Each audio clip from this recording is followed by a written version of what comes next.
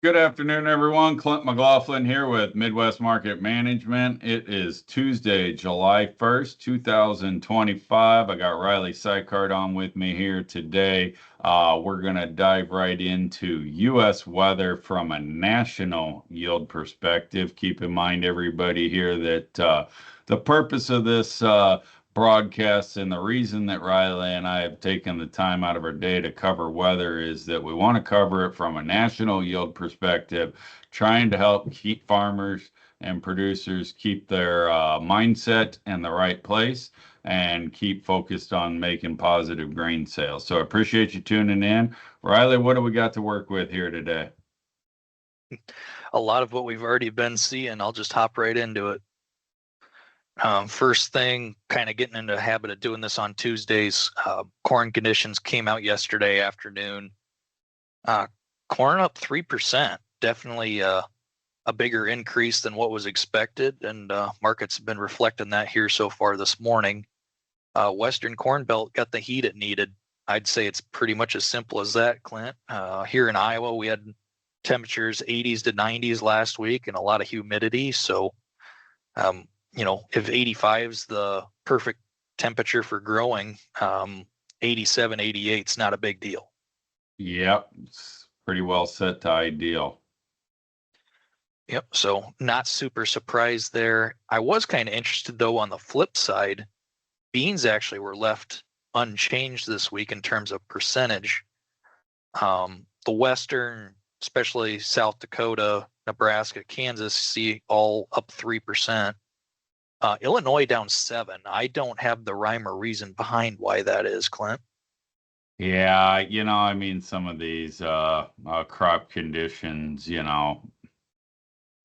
you take them with a grain of salt. I guess that's all we can say. Sometimes there's things that don't make sense. But Illinois has clearly been struggling, particularly Southern Illinois, and we know that beans don't like wet feet. So, and you just can't seem to catch a break from the rains. I mean, we're not even plagued nearly as bad as them, but somebody asked me, did it rain on Tuesday or, like a couple days ago? I'm like, hell, I don't know. It rains every other 12 hours. So it's hard to remember which day that was.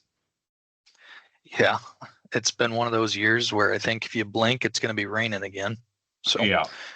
but so far, crop conditions are reflecting that overall it's kind of well received, except like you mentioned, beans, maybe not so much. They don't care for the wet feet. But with that said, hopping more into the true weather side of this, temperatures other than Nebraska and South Dakota having a little bit of excess heat, pretty much everybody else is set to ideal perfect. Down south, some temperatures down there in the 90s. We've talked about this many times before. That's not uncommon. I'd say that's pretty standard once you hit the month of July.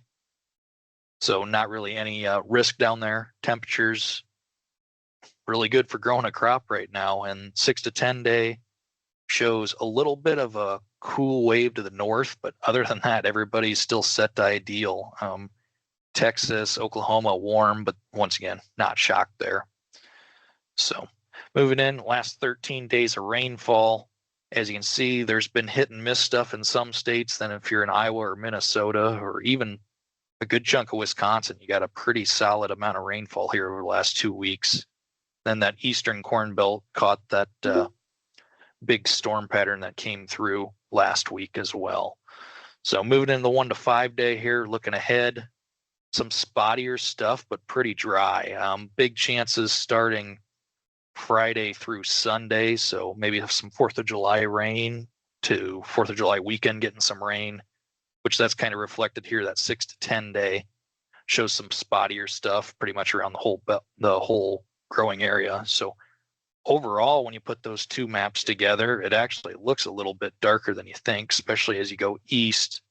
That 10 to 13 days still shows more of that eastern belt getting some heavier rains, but overall in the major growing areas, some hit and miss stuff that the people that are going to get rains are going to feel really blessed, and the ones that miss it are going to be cursing and mad they didn't do the rain dance a little harder. So for any rain you can get in July, I would say is definitely what they want to see. So overall, Clint, that's kind of my opinion is rain in July really can help make grain, and anything on the forecast is negative for the market. Yeah, and I mean, when you've had such a wet year, you really don't want to shut the rain off. This isn't a good time for us to shut things off. So we're not completely out of the woods yet, but time is elapsing on the corn crop here, for significant damage to be done, but we're not completely out of the woods yet. So still some weather ahead of us and a lot of very critical soybean weather ahead of us. So we will have to see how we finish out the season, but going into 4th of July is looking pretty good. We'll be back on here Thursday to let you know how we look going into the weekend, if there's been any major changes. Appreciate everybody tuning in. Again, Clint McLaughlin, Riley Sykard, Midwest Market Management. Thanks a lot and have a great day. This material has been prepared by a sales or trading employee or agent of Midwest Market Management and is in the nature of a solicitation. This material is not a research report prepared by of Midwest Market Management Research Department. By accepting this communication, you agree that you are an experienced user of the futures markets capable of making independent trading decisions, and agree that you are not and will not rely solely on this communication in making trading decisions. Distribution in some jurisdictions may be prohibited or restricted by law. Persons in possession of this communication indirectly should inform themselves about and observe any such prohibition or restrictions. To the extent that you have received this communication indirectly and solicitations are prohibited in your jurisdiction without registration, the market commentary in this communication should not be considered a solicitation. The risk of loss in trading futures and/or options is substantial, and each investor and/or trader must consider whether this is a suitable investment. Past performance, whether actual or indicated by simulated historical tests of strategies, is not indicative of future results. Trading advice is based on information taken from trades and statistical services and other sources that of Midwest Market Management believes are reliable. We do not guarantee that such information is accurate or complete, and it should not be relied upon as such. Trading advice reflects our good faith judgment at a specific time and is subject to change without notice. There is no guarantee that the advice we give will result in profitable trades.